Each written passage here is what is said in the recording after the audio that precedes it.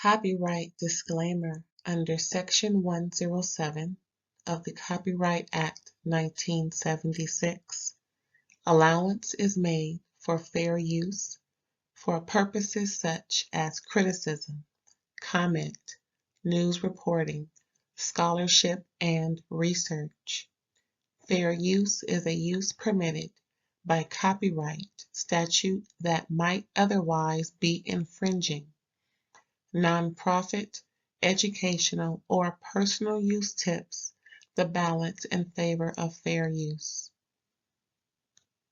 Thank you. Now enjoy the show. Hey, what's up, everybody? Thanks for tuning in to another episode of RAERAEs Review, where I will be discussing Married to Medicine, my favorite show, reality show that's on the World Wide Web, Internet TV. Now, some of the players may be questionable. Excuse me. Still my favorite show. It's always some questionable characters on these, these folks' networks. People need to feel a way to get the ratings up. So they act a fool no matter what, cause problems no matter what. Cannot just be civilized no matter what. And we got a BAN on the show. Never would have imagined it. Because the guys always seem to be so, together. Not this little one. BAN. And everybody thinks it. The way that they responded to the news. We're going to get into it. So we got a little montage starting off right, where Dr. Scott is showing his kids, the first baby he ever delivered 20 years prior. Oh, ain't that cute? Then we got Stanky Man Harris Dupart coming to visit Dr. Jackie on his first birthday, which is July 6th. I know because I follow Stanky Man and his parents. DeBrat is my favorite rapper on the female side. Child. Oh, I wish he could have came back, but just not enough folks, was interested. And that's okay. That's okay. We'll love her on those tours of way back when artists. No problem. She can still flow better than anybody else out there. Yes, she can. Even though I love me some Meg, girl, don't let Brat get with you. Just saying.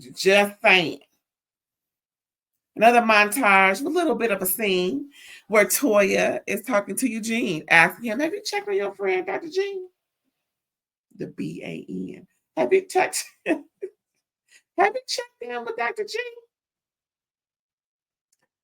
Because, I just want to make sure that he knows that, we are thinking of him and all that, because he's the one who got his wife and left after he's the one who called the authorities. Wait till we get into that. I mean, what? Everybody was like, what? Because it wasn't even that deep. Didn't even get touched. I'm going to go and get ahead of myself. So anyway, he was like, yeah, us guys do things a little different. We don't immediately start checking on you as soon as we touch, bases back in town. But, we good. We got it. Yeah, it's all good. Next, we see Quad visits heavily. That heifer who don't think that gay men is real men. Ain't that nothing? What are they? But you can attach yourself to the gay man for clout. Make sure that people know you through them. But they ain't real men, girl. Listen, I got one more thing to say about that. This is a little tangent, but just trust me. Now, I said my piece.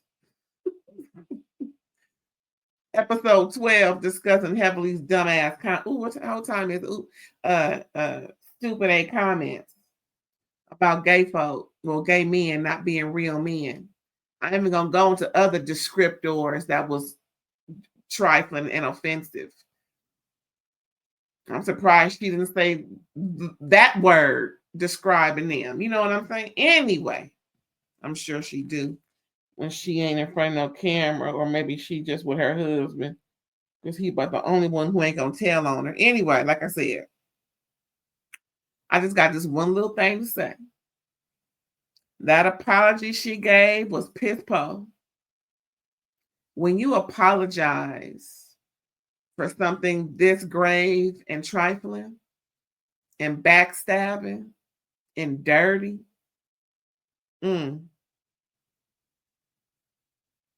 it's just me talking. This is me talking. That so-called apology she made, where she apologized. This is what she said. I apologize if I offended anyone for my comments or whatever. What? First of all, that was so cavalier, and just let me just let y'all know I apologize so we can move on. Anybody can just say I'm sorry for what I said, but unless you go into depth about it, because it's a deep situation, it's a deep matter. I mean, what is the government doing to let a folk at this point? Talking about only two genders, but that's a whole different tangent. Let me just go ahead and say this again. I categorically deny her as a true ally, not like me. I mean, there's a few things that I'm still learning about, because I'm like, oh, that's what that is. Oh, okay. But I sure ain't coming out here thinking, nor am I saying that gay men ain't real men. Ain't that nothing? Now, she communes with gay men, but yet and still she don't think that they real men. See, it's about your mindset. It's not just about what you say. Anybody can say, I apologize for what I said or whatever. But when you sound so cavalier about it, when you sound so dismissive of your own words, and when you say or whatever, that's not sincere. That's not even worth the gum on the bottom of anybody's shoe. It don't mean nothing. You know why? Because she still believes it.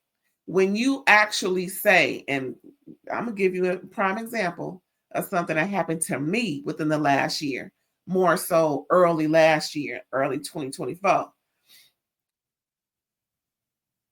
But since we're talking about this happening, let me say this. When you sincerely believe what you're saying, it comes out in that apology. Because all you're doing is just saying, I'm sorry for what I said, even though I believe every single word that I said wholeheartedly because of the basic instructions before leaving Earth book. That was what she didn't say. When you honestly apologize for something you said, and you are changing your mindset and no longer believing in what you said, it shows in the apology. But she didn't do that. She only just said, I apologize for what I said or whatever. Or whatever. What? I'm not even a gay black man. I'm not even a gay man. Even though my voice can get a little deep. But, and it can go a little high too. It all depends on, situation. Listen. When you're sincere about your apology and you believe that what you said was wrong, it'll show in the apology. For it, and I'm going to give you an example. She could have said something to the effect of, what I said was wrong, and I apologize for that. I wholeheartedly thought I meant what I said, but I've been corrected. And now I do no longer believe that gay men are what I described before. They are real men. They are real men. Period, point blank. They can do whatever a heterosexual man can do. And sometimes better. A gay man is sometimes the head of household, and also sometimes the head of their friend groups. very strong-willed. We see them in these YouTube streets. We see them in businesses and practices running. Heck, it's folks running countries and big companies. I mean, that are gay men. I no longer subscribe to that thought process because I know for a fact, after being schooled and having a very deep internal discussion with myself and knowing more about the hope and the dream of a gay man in this country or in this world, I wholeheartedly and categorically deny all of what I said. I wish I can take it off the internet, but I can't. So I hope you humbly accept my apology for something stupid and wrong, because it was wrong as two left shoes. Say something like that.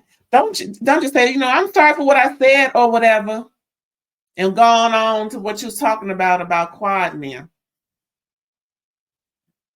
I mean, really? Oh, I think I talked enough about that, child. Now back to this show. Married to Medicine, season 11, episode 13. I had to get that off my chest because it just, again, I ain't no matter than who she was talking about, but I am perturbed about it, which is why I had to say what I had to say tonight. Anywho, where was I at? Oh yeah, Quad visits heavily. And she knows the group is divided, and Heavenly's like, well, no longer can you and your man be in the same room as Dr. G and Sweet Tea. So, we just got to move on and move forward and do what we got to do to protect folks and yada, yada. Quad is planning a girls' night at her place, not including Phaedra, nor including Sweet Tea. And that's that on that. I heard that because we want to have a good time. No prunes allowed. So now we're going back to Toya and Eugene. So Toya is preparing lunch. It looked like it's about 12 o'clock in the afternoon, but I could be wrong. But she got bacon, and she loved her some bacon, so no telling what time it is. And she's talking to Eugene about their 16th anniversary party, and she wants to invite everyone. It's going to be a very big space, so people can be on opposite ends of the room and not worry, meaning Quad and King versus Dr. G and Letitia, aka Sweet Tea.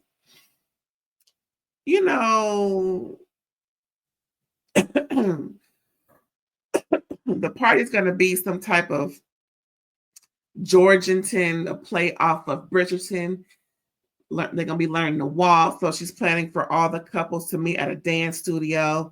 And, she just wants to, liven it up a little bit. Let me get some water. Hold on, I'll be right back.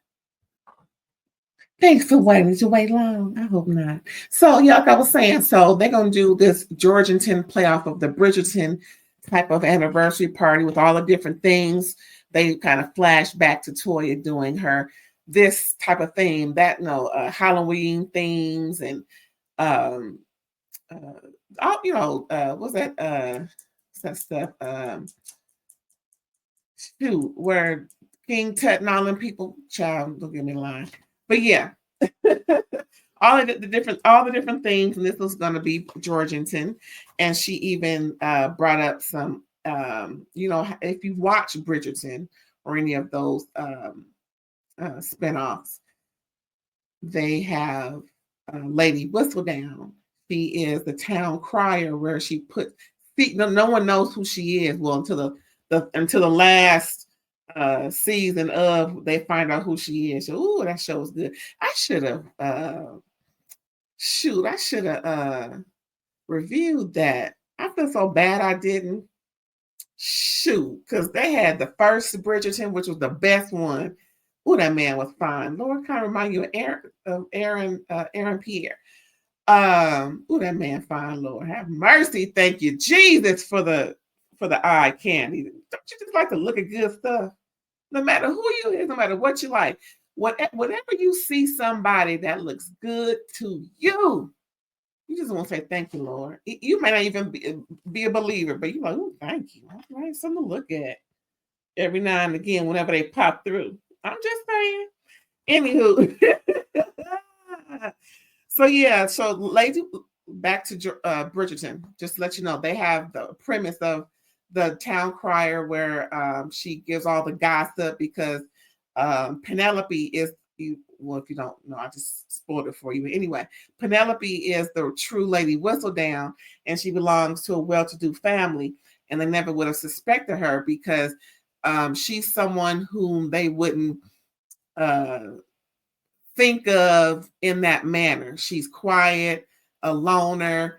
I don't think it's because of her weight. I never really got that off the show, even though she was considerably thicker than anybody. I can't think of anybody else on that show who,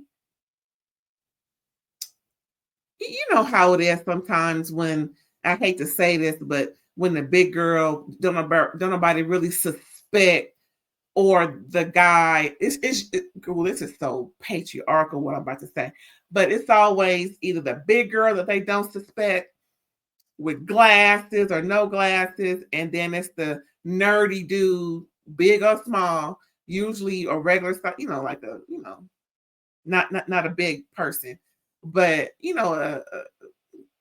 just a nerdy dude with glasses. It's always, they always put that out for us to look at as obscure, but child, big or small, short, tall, whatever the case may be, everybody look good to somebody. You know what I'm saying? There's somebody out there for everybody. But anyway, back to the story. So with Bridgerton, Penelope is the true Bridgerton.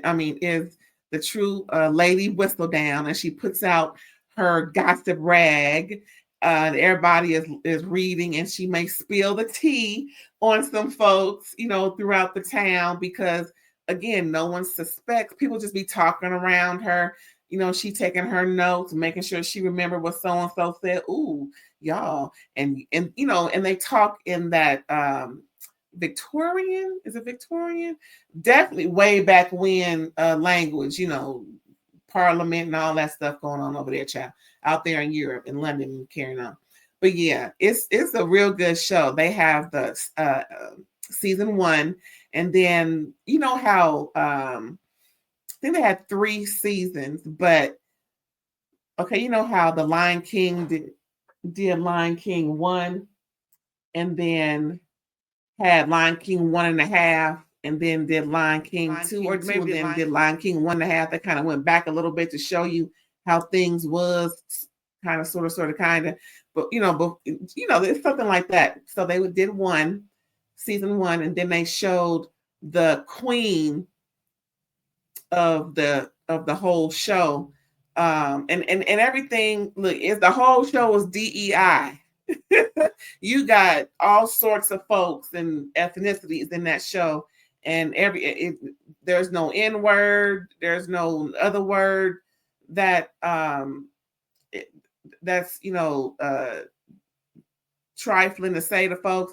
It's just everybody is mingling, mostly white people because it's over there in Europe, but everybody's mingling. It's high society. They do have the hood, and coincidentally, the hood is where she goes at night and has and pays the printer to print off, and pays him to be secret about it, pays him very well. Hello. So he ain't saying, don't know, printing press says that they're printing for Lady Whistledown, who is Penelope, who got money, and the printing press then hires a young boy to come into the prestigious part of town and sell, and he can keep the money. So everybody getting paid. You know what I'm saying? She making sure everybody getting paid because she got that dough. So there ain't nobody gonna tell on her. But again, they found out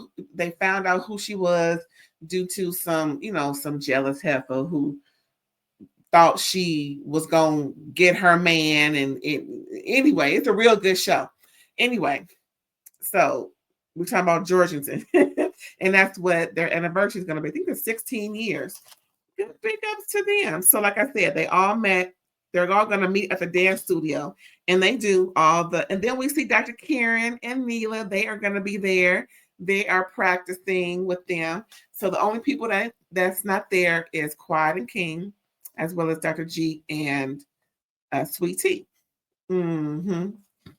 And even the new couple, Dr. Mimi and her husband Steve, and they're like, well, where's everybody at? And there's like, well, this is the contestant talking. Sweet Tea told me that a certain legality may be preventing a certain couple from being around everybody. Pretty much Dr. G went to the popo and filed an assault, simple assault complaint so that King can get arrested and all this, that, and the third. Everybody was like,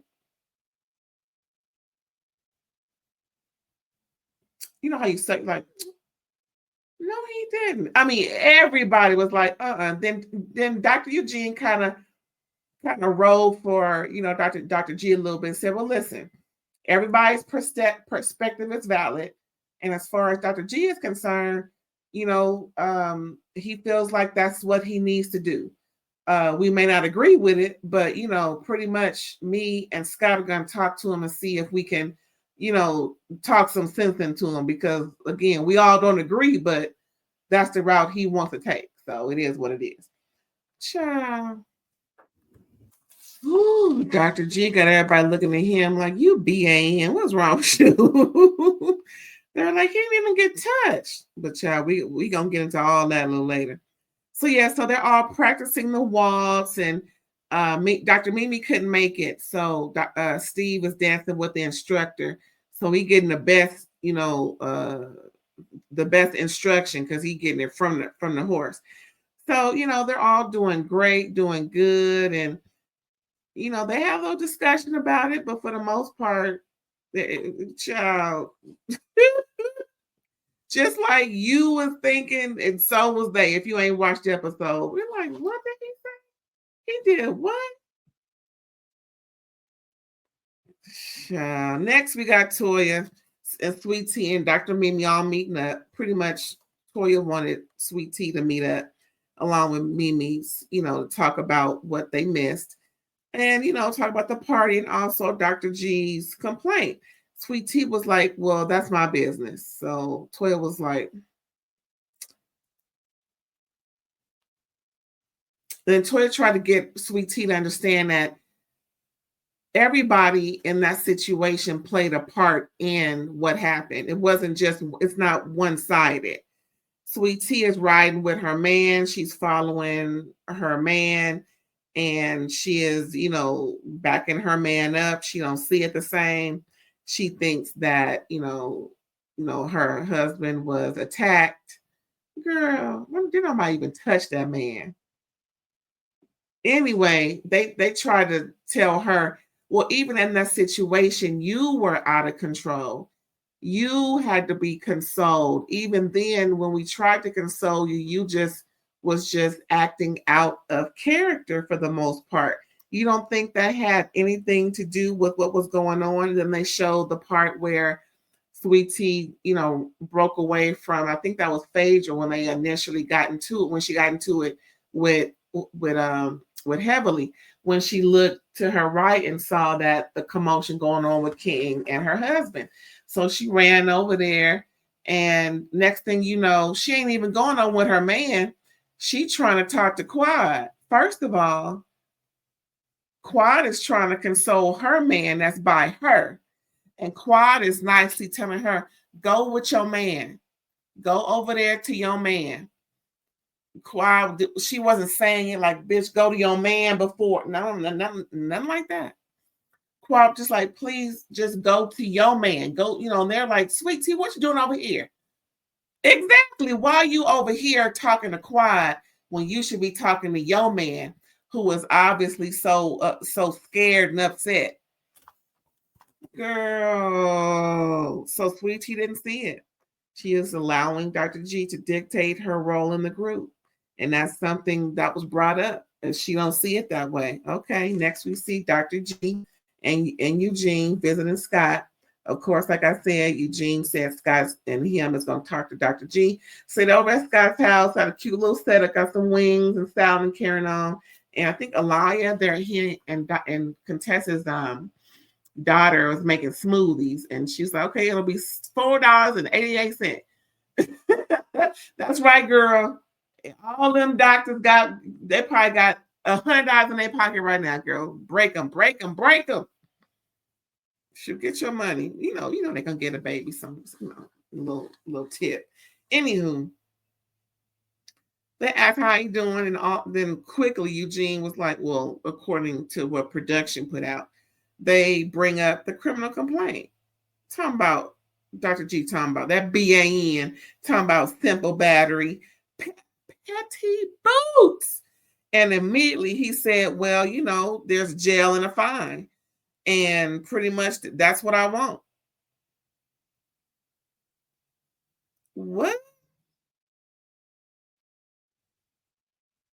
Just because King charged at him, that's enough for a simple battery, which would be a short little jail stint and a fine. Ain't that some shit? Petty boots. And they're like, why? I mean, and Eugene asked them and made him answer, did he touch you? Dr. G finally admitted no, after about 2 or 3 times of being asked. No, he didn't touch me, but he charged at me. What? Are you kidding me? Me? Dr. G, are you kidding me? This ain't what Eugene said, or even Scott. Are you kidding? So Dr. G said, I've been working on something to get my frustrations out. Well, why didn't you fight if you want to get your frustrations out? Anyway, my thing is this, even if they would have fought, it just would have been a wash because you joined in the fight. So whatever you got is what you got. Child. Anyway, so Dr. G wrote a song and he set it up and had Sweet Tea recorded. That song was as pitiful as that text Shep wrote to Sienna on Southern Charm. I reviewed that show too, y'all. Y'all can go back and watch that. It is good. True. It's good over there in Charleston, South Carolina. Listen, that video should be is the second most embarrassing thing about this man I have seen. And I didn't even ask for it. Child, if you ain't watched it, go back and watch it. You gonna roll. You gonna laugh. So they laughed, just like you about to laugh if you ain't seeing, just like I laughed. I'm like, what in the hell? This almost 60-year-old man is, listen, just because Scott wrote a rap about his wife, now Dr. G thinking he can, child, he was singing, his voice, child, I ain't even gonna do it. My voice deeper than his. Yeah, I said it like that because he a BAN. I don't even know these people, just on GP. Call the cops on somebody who ain't touched you. You got scared? You a Karen.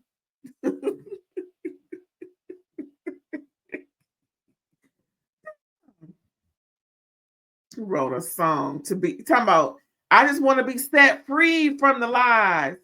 I just want to be set free. I told on him and so essentially what I got from that tired ass song that he recorded was that he wants to be rid of Quad in his head and from what Quad has been saying about their union and what that demise was. he wants to be set free from it. So that tells Sweet Tea, if you didn't get, you was there recording it. He is telling you Quad is still in his head. He wants to be set free from the feelings he got over his ex-wife. Sweet Tea, girl, you didn't get it from that? I know you did. You can't be that obtuse. Oh my God. Let's move on. Quad girls party, child. Quad stuck on the hoes. Quad stuck on them. She had them not come through the front door in the house. She had them come in the back way so that they can come down the cascading staircase that showcases all of her backyard. Big, ooh, girl. Stunting on them hoes. Stunting. I would too. I would too. So, again, she excluded Phaedra and, of course, Sweet Tea.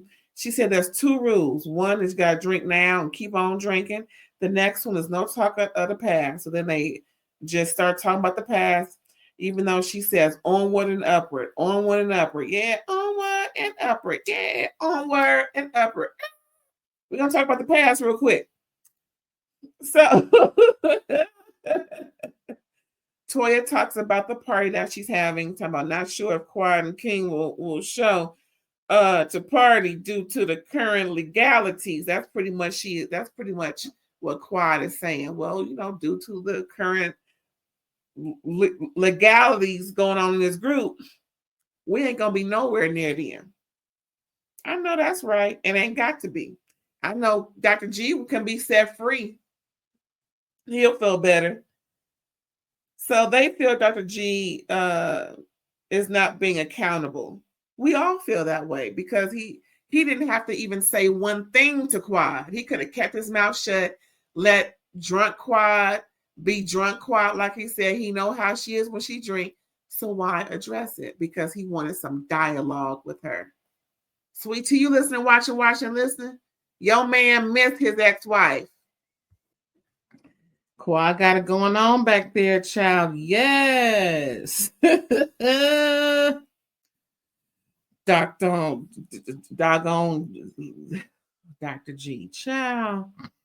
So then Toya pretty much says this.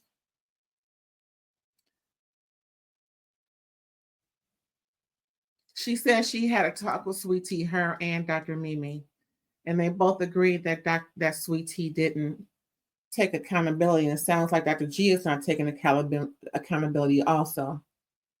They did a rewind of how a week after the fact, King and Quad took full accountability and, apologized to those who they were talking to, and also recognized Dr. G's feelings that he seemed hurt by the conversations they all were having, and whatever reminded him of what he had with Quad may have, exacerbated the situation. That was just the part that they showed us. So they all said, we appreciate how King came to them and what he said. So they know for a fact that, King is, what am I trying to say? It was something I was thinking about earlier before I came on. The bottom of the line is King can correct, and Dr. G hasn't. Dr. G is hiding behind Popo, while King is addressing the people and telling them everything that he should have said. How about that? So then I start praising Quad for picking a real one, picking a good one. And then Toya's like, and because of all that, if I have to choose, I'm going to choose Quad. And Quad felt, she had her tears, she had to do a little turnaround. It was hot, so she had her fan. She didn't want her makeup to melt. It must have been hot as fish grease out there in the ATM. But yeah, so Toya says she chooses Quad, and Quad felt really, she felt good. A little tear came out. So next we got Phaedra. host Jackie and Curtis, but Kurt had to go downstairs and watch the game or something while Phaedra talked to Jackie. Again, Jackie apologized for not giving Phaedra what she needed at the time. Phaedra and Jackie was like in her confessional. So Phaedra knew Heavenly is shady. Phaedra knew Apollo and maybe Shereen was coming. Phaedra knew that Apollo and Shake knew each other. Phaedra knew Shaq was coming, didn't tell nobody. So it ain't like anybody ambushed her. It's just the fact that perhaps it didn't go the way she planned, trying to make Apollo jealous. Ooh, that's what Dr. Jackie said. Did she speak the truth, y'all? What y'all think? So back to the conversation, and that was the confession. Too bad she couldn't say that in her face. We know she the one that sold the woman anyway. So Dr. Jackie's whole point in coming there, she brought her some wine, so Jackie don't even drink, child. And she just really wanted Phaedra to come back to the group, but Phaedra's like, no, I told you then I'm done with all of y'all.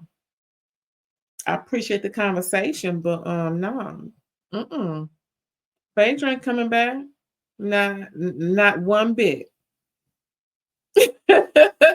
Phaedra declined the invitation to the party and to be around them. I guess maybe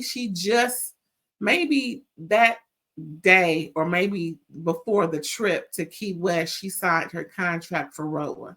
That's what I'm thinking. But yeah, y'all, that was it, child. That was Married to Medicine, baby. Yes. Season 11, episode 13. My favorite reality show on the World Wide Web Internet Television. Thanks again for tuning in. I appreciate it. Don't forget to like, comment, subscribe, and share. I'll catch you next time. Bye, y'all.